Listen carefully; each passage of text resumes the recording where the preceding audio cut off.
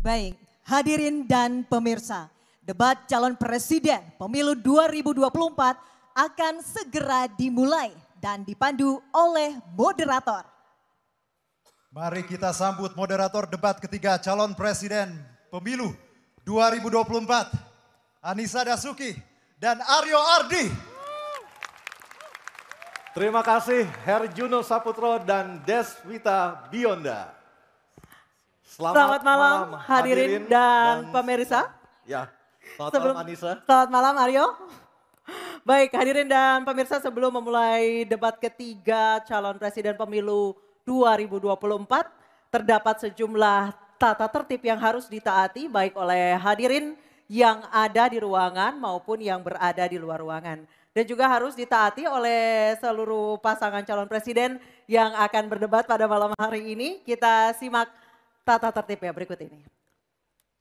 Ketentuan debat tata tertib sebelum debat. Pakaian yang digunakan adalah bebas, sopan, dan rapi. Setiap tamu undangan harus menjaga ketertiban, keamanan, serta kebersihan. Dan tidak membawa barang-barang yang dilarang serta dapat membahayakan orang lain di lokasi debat. Yang dapat memasuki area debat hanya nama-nama yang sudah terdaftar dan memiliki undangan debat. Untuk pengantar atau pendamping tamu VIP, hanya diperbolehkan mengantar ke area debat. Tim kampanye pasangan calon menempatkan petugas yang dapat menjaga ketertiban dan keamanan selama debat berlangsung. Dalam debat, pendukung tidak diperkenankan membawa bahan kampanye dan alat peraga kampanye kecuali atribut yang melekat di badan. Selama acara debat berlangsung, tamu undangan wajib menjaga ketertiban dan tidak meneriakan yel-yel atau slogan dan melakukan intimidasi dalam bentuk ucapan maupun tindakan kepada pendukung pasangan calon, moderator, dan panelis. Selama debat berlangsung, handphone atau alat komunikasi dalam kondisi hening dan dilarang mengaktifkan flashlight. Dan selanjutnya kami akan memperkenalkan para calon presiden pemilu 2024. Kami mulai dari calon presiden nomor urut 1, Bapak Anies Rashid Baswedan.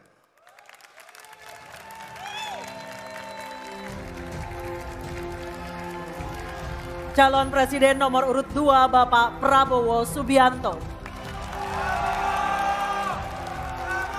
Calon presiden nomor urut 3 Bapak Ganjar Pranowo.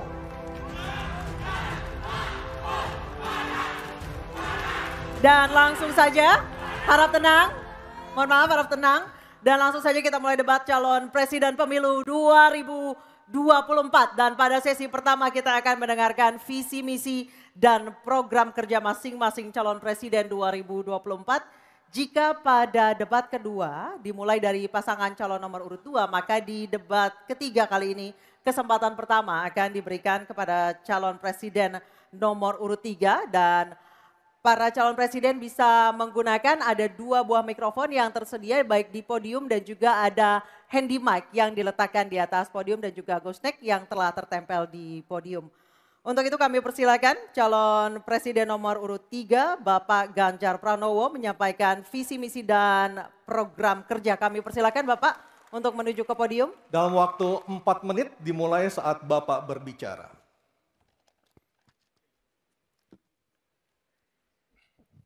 Terima kasih. Selamat malam Bapak Ibu sekalian yang hari ini hadir di studio dan tentu saja yang menyaksikan melalui tayangan televisi atau streaming.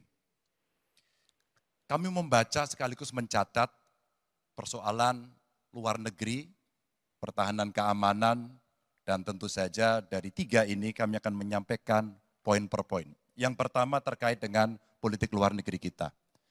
Politik luar negeri kita adalah alat untuk negosiasi terhadap dunia luar, tapi kepentingan nasional harus nomor 1.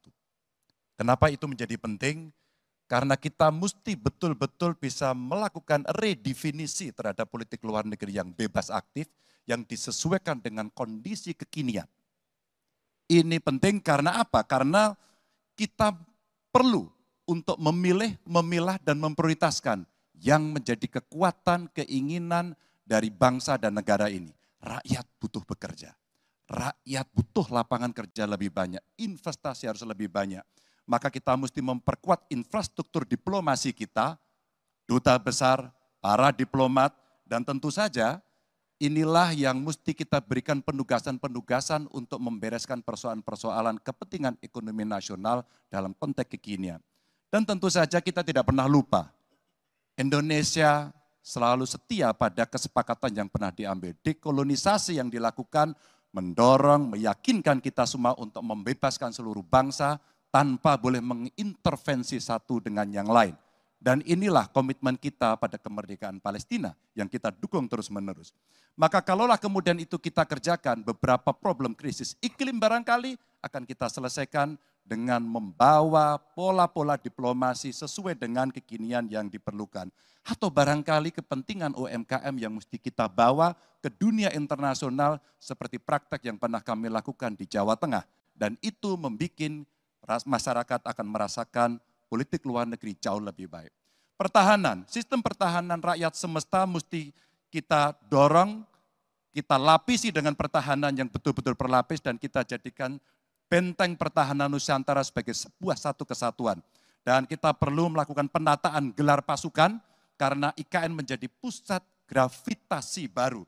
Dan ini bagian dari antisipasi terhadap tarung global antara Amerika Serikat dan Tiongkok. Untuk itulah pertahanan kita mesti masuk pada wilayah 5.0 dengan teknologi sakti, dengan rudal hipersonik, senjata cyber, sensor kuantum, dan sistem senjata otonom. Dan itu bisa dilakukan kalau anggaran dari Kemenhan itu 1-2% dari PDB. Sehingga MEF kita akan bisa tercapai. Karena ini yang mengerikan di 2024 saya khawatir ini tidak akan tercapai. Untuk keamanan, terorisme, narkoba, pinjaman online, judi online, kekerasan seksual, ini perlu mendapatkan perhatian termasuk TPPU. Maka reformasi kepolisian betul-betul harus mengantisipasi ini dengan penguatan cyber system kita, termasuk pengembangan SDM cyber yang kuat. Polisi yang menjadi pengabdi masyarakat betul-betul akan bisa mengayomi. Seperti kemudian pada saat saya bertemu dengan Ibu Mary Hugeng. Bagaimana Ibu Mary menceritakan bahwa polisi kita mengayomi dengan kesungguhan.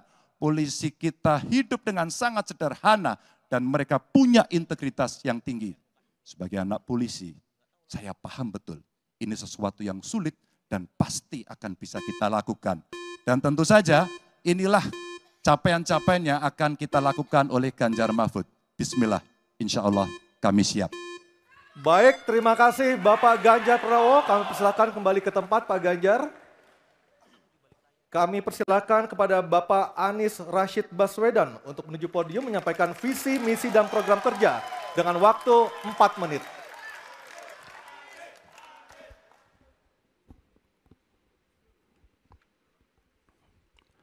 Assalamualaikum warahmatullahi wabarakatuh. Selamat malam dan salam sejahtera untuk semuanya. Bapak Ibu sekalian, saudara-saudara sebangsa setanah air yang saya hormati, yang saya cintai. Ketika kepercayaan dari Ibu dan Bapak saudara sekalian diberikan kepada kami, maka kami insya Allah akan mengembalikan posisi Indonesia menjadi pelaku utama di dalam konstelasi global. Indonesia tidak hadir sebagai penonton, tapi Indonesia hadir sebagai penentu arah perdamaian, kemakmuran bagi seluruh bangsa di level global maupun di level regional. Kami merencanakan bagaimana kekuatan Indonesia, kekuatan kebudayaan, kekuatan kesenian, kekuatan ekonomi ikut mewarnai kancah dunia. Kita ingin film kita, seniman kita, kuliner kita, diplomati kita, para diaspora kita menjadi fenomena dunia, hadir mewarnai kancah internasional. Kita menginginkan dengan cara seperti itu, maka apa yang kita kerjakan di level dunia membuat Indonesia bisa menjadi tuan rumah di negeri sendiri sekaligus tamu mempesona di negeri orang. Dan Presiden menjadi panglima diplomasi Indonesia. Bukan hanya hadir dalam forum-forum, tapi hadir mewarnai, hadir serius memperjuangkan amanat, termasuk amanat terpenting, menghapuskan penjajahan di muka bumi. Bukan sekedar statement dalam upacara, tapi Presiden dan seluruh jajaran diplomasi bekerja keras untuk itu, khususnya untuk Palestina. Tapi dalam kenyataannya, kita bicara tentang pertahanan di sisi lain. Kita menghadapi tantangan yang tidak kecil. Dalam beberapa tahun terakhir ini, lebih dari 160.000 orang meninggal, bukan karena serangan militer, tapi karena serangan virus. HP kita, komputer kita, diserang oleh cyber attack. Lebih dari 800 juta cyber attack. Perdagangan manusia, perdagangan anak. Bagaimana perempuan, anak-anak menjadi korban, lebih dari 3.000 orang. Dan narkoba menyerbu Indonesia. 4,8 juta orang terpapar narkoba. Keluarga-keluarga kita menderita karena narkoba ini. Dan itu pedih sekali. Itu tingkat keluarga. Pencurian ikan, pencurian pasir, itu menandakan bahwa kita kebobolan. Dan lebih jauh lagi, ironisnya, Kementerian Pertahanan menjadi kementerian yang dibobol oleh hacker di 2023. Sebuah ironi, karena itu kita ingin mengembalikan. Dan 700 triliun anggaran Kementerian Pertahanan tidak bisa mempertahankan itu. Justru digunakan untuk membeli alat-alat alutsista yang bekas. Di saat tentara kita lebih dari separuh tidak memiliki rumah dinas.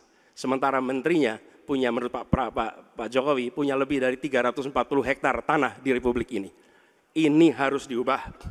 Tambah lagi, food estate singkong yang menguntungkan kroni, merusak lingkungan, dan tidak menghasilkan. Ini harus diubah.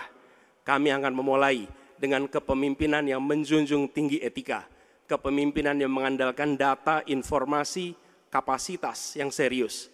Kita ingin Republik ini berperan di level global, dijaga secara serius untuk rumah tangga, untuk nasional, sehingga kewibawaan kita adalah kewibawaan berdasarkan kekuatan. Untuk itu kita butuh perubahan. Terima kasih. Assalamualaikum warahmatullahi wabarakatuh. Baik, terima kasih Bapak Anies Baswedan, dipersilakan kembali ke tempat.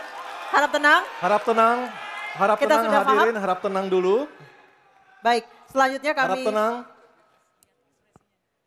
kami persilakan kepada calon presiden nomor 2 Bapak Prabowo Subianto untuk menuju podium menyampaikan visi misi dan program kerja. Harap tenang, ada waktunya. Harap tenang. Waktu Anda 4 menit dimulai ketika Bapak berbicara, silakan. Bismillahirrahmanirrahim. Assalamualaikum warahmatullahi wabarakatuh. Salam sejahtera kita sekalian. Shalom, Om Swastiastu, Namo Buddhaya, salam kebajikan. Bapak-bapak, ibu-ibu sekalian yang saya hormati. Malam ini kita membicara tema-tema yang sangat penting. Pertahanan, hubungan internasional, geopolitik, globalisasi, keamanan. Dengan demikian, kita kembali kepada dasar kita, tujuan nasional yang tercantum dalam Undang-Undang Dasar kita, dalam pembukaan Undang-Undang Dasar 1945, tercantum sangat tegas bahwa tujuan nasional kita yang pertama adalah melindungi segenap bangsa Indonesia dan seluruh tumpah darah Indonesia. Jadi, fungsi dari negara yang pertama adalah melindungi, berarti pertahanan. Saudara-saudara, kita memahami negara kita sangat besar, sangat kaya, ratusan tahun negara-negara dari jauh datang ke Nusantara ini untuk intervensi, untuk mengganggu, untuk adu domba, dan untuk mencuri kekayaan kita. Sampai kita merdeka, kita pun harus berhadapan dengan kekayaan alam kita diambil dengan murah. Karena itu, untuk kita menjadi negara makmur, untuk kita menjadi negara sejahtera, untuk rakyat kita hidup layak, punya pekerjaan layak, kita harus menjaga kekayaan kita. Kita harus menjaga dan habis itu kita harus mengelola kekayaan kita. Saudara-saudara sekalian, politik luar negeri kita secara tradisi sejak awal kita merdeka adalah bebas aktif, adalah non-blok, tidak memihak, tidak ikut blok-blok, tidak ikut fakta. Ini akan saya teruskan. Dengan hubungan baik dengan semua kekuatan, kita bisa mengamankan kepentingan nasional kita. Saudara-saudara sekalian, 1000 kawan terlalu sedikit, 1 lawan terlalu banyak. Kita akan menjalankan politik tetangga baik. Saudara-saudara sekalian, kita bertekad harus punya pertahanan yang kuat. Mungkin ada yang asal bicara tanpa data, ya kan? Mungkin didorong oleh ambisi yang menggebu-gebu sehingga tidak objektif. Saudara-saudara sekalian, saya sebagai Menteri Pertahanan berpegang kepada doktrin, kepada strategi nasional, dan semuanya adalah atas dasar kepentingan bangsa dan rakyat Indonesia, dan saya mampu mempertanggungjawabkan, dan saya berkeyakinan hanya dengan pertahanan yang kuat kita akan dihormati, kita akan menjaga kepentingan nasional kita. Kalau kita buka buku ilmu pengetahuan yang paling dasar, kekuatan nasional harus ada kekuatan militer. Tanpa kekuatan militer, sejarah peradaban manusia mengajarkan bahwa bangsa itu akan dilindas seperti di Gaza sekarang ini. Akan diambil kekayaannya, akan diusir dari tanah airnya. Tidak bisa tidak, kita harus kuat. Kita harus kuat. Terima kasih. Wassalamualaikum warahmatullahi wabarakatuh. Baik, Waalaikumsalam warahmatullahi wabarakatuh. Kami persilakan